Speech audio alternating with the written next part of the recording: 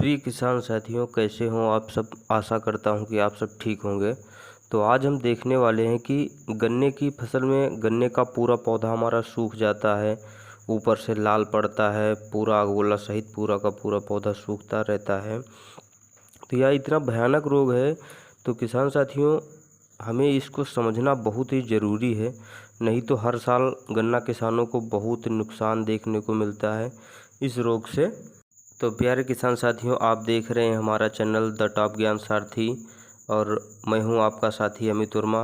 तो अभी तक आपने हमारा चैनल सब्सक्राइब नहीं किया है तो सब्सक्राइब कर दें। आपसे निवेदन है कि वीडियो को पूरा देखें और अच्छा लगे, समझ में आए तो जानकारी को आगे भी शेयर करें। तो आप देखते हैं कि जो हमारे गन्ने में गन्ना सूखने का जो रोग लगता है, जिसे कहते हैं रेड रॉट, ये लाल सड़न रोग होता है। तो इसके लक्षण में आप लोग देखेंगे कि जैसे ही बरसात का मौसम शुरू होता है और जब ये मौसम अंतिम समय पर होता है बरसात का, उस समय आप लोग गौर करेंगे तो गन्ने के खेत में जो अगोला है उसकी ऊपर से तीसरी पत्ती को ध्यान से देखने पर, जो पत्ती हमारी होती है ऊपर से तीसरी की, उसके बीच वाली जो नस होती है, जो मुख्य सिरा होती है, उस पर कुछ लाल रंग के जो है छोटे छोटे माला जैसे लाल लाल गांठें बनी हुई हैं। तो ये शुरुआती लक्षण होता है रेड रॉट का। बाद में अक्टूबर का महीना आने तक यह रोग पूरा दिखने लगता है। इसमें अगोला का निचला भाग सूखने लगता है, पूरा पौधा सूखने लगता है। इसमें यह पूरा इकट्ठा समूह समूह में सूखता है पौधा हमारा गन्ने का। और साथियों, इस रोग की पूर्णता पुष्टि करने के लिए जो हम गन्ने को तोड़ेंगे या उसको गन्ने को अंदर से जब फाड़ेंगे तो अंदर का जो सफ़ेद वाला फीता होता है उसको देखेंगे वो लाल पड़ गया होगा। गन्ना काटेंगे तो अंदर का फीता जो है कटे स्थान पर लाल दिखाई पड़ेगा। और ये गन्ना जब हम काट करके देखते हैं तो इसमें एक भयानक सी गंध भी आती है। तो साथियों, यहाँ से हम जो है क्लियर करते हैं कि हमारे खेत में रेड रॉट लगा हुआ है। और इसका फैलने का कारक और वाहक जो है, ये मृदा जनित रोग होता है और ये बीज से भी फैलता है, वायु से भी फैलता है। तो इसमें होता यह है कि जैसे इस साल हमारे खेत की जो मिट्टी प्रभावित हुई है उसमें अगले साल भी होता है। और एक खेत से जब हम रोग जनित बीज को ले आते हैं तो उसको अपने खेत में बोएंगे तब भी हो जाता है। और यदि हमारे पड़ोसी खेत में है तो वहाँ से भी उड़ करके हमारे खेत तक आ सकता है। तो किसान साथियों, ये जो हमारा रेड रॉट है ये एक फफूंद के कारण फैलता है और उस फफूंद का नाम होता है कोलेटोट्राइकम फाल्गेटम।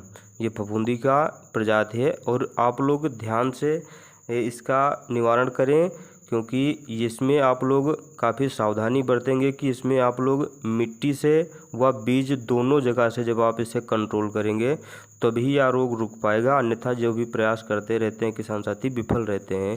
इसके रोकथाम के लिए कुछ महत्वपूर्ण बिंदु हैं। किसान भाई, जैसे ही खेत में कुछ पौधे हमारे प्रभावित दिखाई पड़े तो उन पौधों पर जो है उखाड़ करके खेत से बाहर कर दें और जहाँ से उखाड़े हैं वहाँ पर ब्लीचिंग पाउडर डाल दें।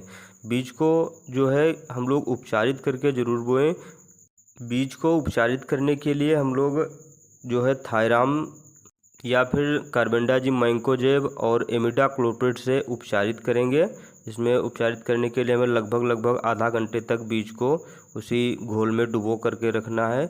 और खेत की जुताई जब हम काम करते हैं, खेत की तैयारी बुआई के लिए, तो उस समय हम लोग ट्राइकोडर्मा का कल्चर बना करके इसमें 10 किलोग्राम ट्राइकोडर्मा पर एकड़ के हिसाब से रखते हैं। इसे ट्राइकोडर्मा को आप लोग सुबह के टाइम बो करके और खेत की जुताई कर देंगे। और साथियों, जिस खेत में संभावना हो इस रोग को लगने की, तो बरसात के मौसम के ठीक पहले ही जब गन्ना हल्का छोटा होता है तो उस समय ही आप लोग एज़ोस्टार्बिन प्लस डिफिनोकोनाजोल का स्प्रे करेंगे खेत में। इसमें इसकी दवा की मात्रा 1 ग्राम पर लीटर के हिसाब से लेनी है। यदि आप यहाँ पर स्प्रे नहीं कर पा रहे हैं तो अन्यथा की दशा में आप लोग 2 किलोग्राम मैंकोजेब को लगभग 20-25 किलोग्राम राख में या मिट्टी में मिला करके जो गन्ने की जड़ें हैं उनके पास में बुरकाव करें।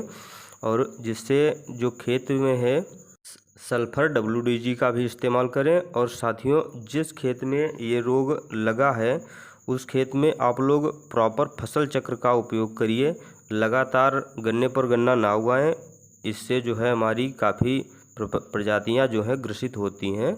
और किसान साथियों ध्यान रखें कि जिस प्रजाति में ये रोग लग रहा हो कोशिश करें कि उस प्रजाति को अपने खेत में ना उगाएं। तो किसान साथियों कैसा लगा वीडियो, आपको अच्छा लगा हो तो लाइक और सब्सक्राइब जरूर करें। धन्यवाद।